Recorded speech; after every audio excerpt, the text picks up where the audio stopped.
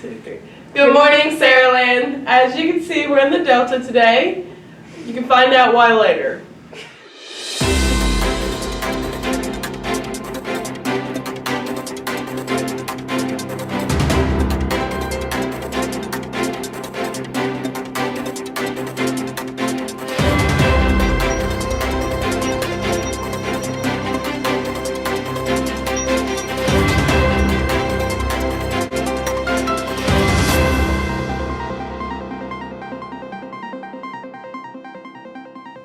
Girls interested in homecoming court that were nominated, the form to accept your nomination is due today, and your video submissions are due Sunday night at 11:59 p.m.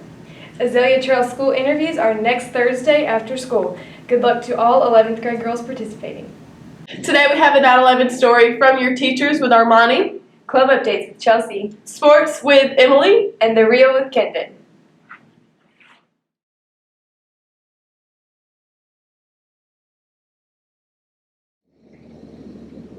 Tomorrow will be the 20th anniversary of one of the most tragic events in American history, known as 9/11. On the morning of September 11, 2001, 19 al-Qaeda terrorists hijacked 4 passenger jet airliner planes, intentionally crashing 2 into the World Trade Center in New York. The hijackers also flew a 3rd plane into the Pentagon.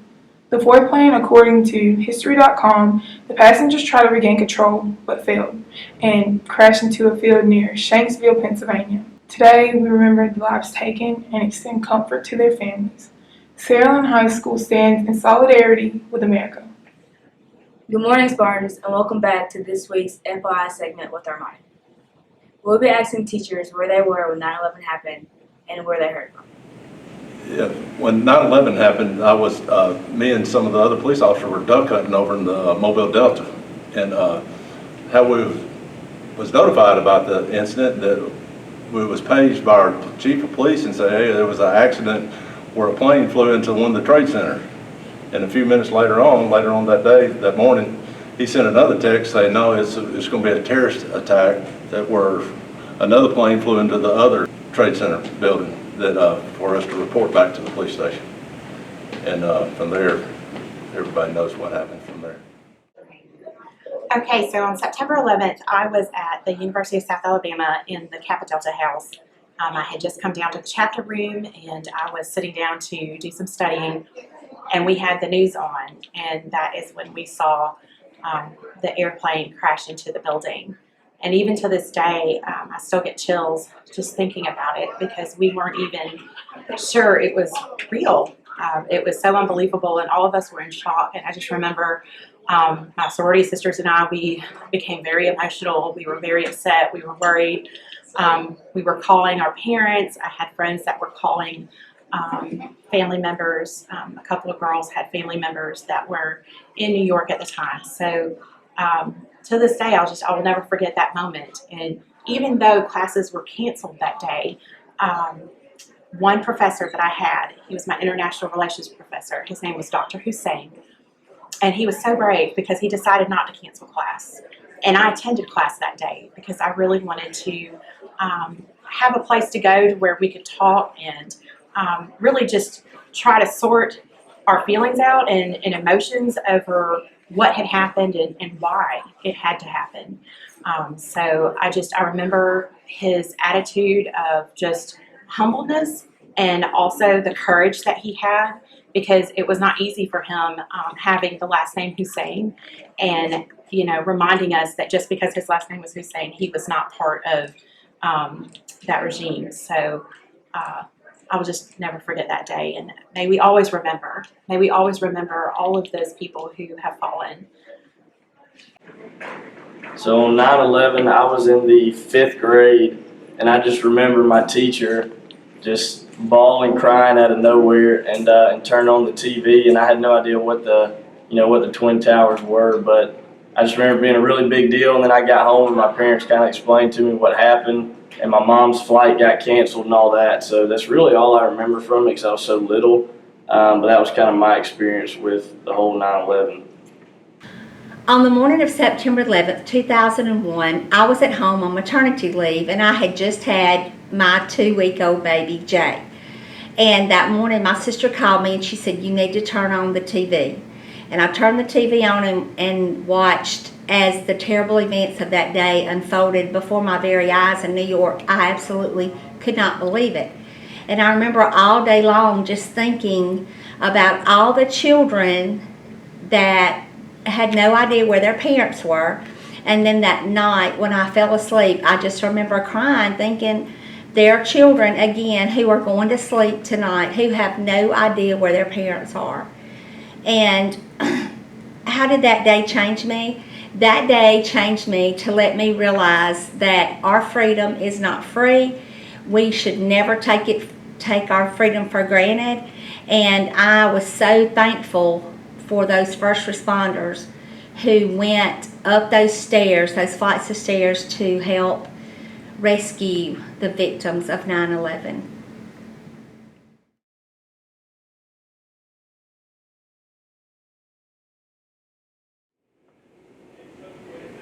Good morning, Spartans, and it is Clubs with Chelsea. It is not too late to sign up for FBLA. You can do so by going to Miss Crane or Miss Cunningham's room and signing up by the QR code. Feeling hungry? You can also go to their room and get you a country meat stick, and it's only $1 and they have multiple flavors. P7 meets every Thursday in Miss Lange's room from 2:40 to 3:30. Project Outreach have their first meeting September 15th at 7 o'clock in Mrs. Hyatt's room.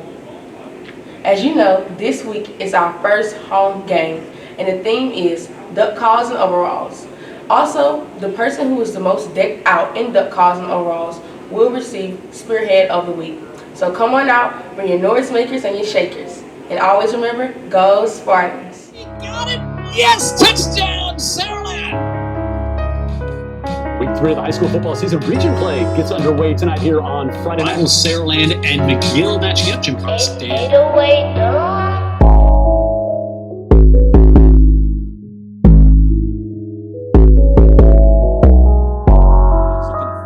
to air it out, falling down and open on the far side. It's Williams inside the 10. Touchdown.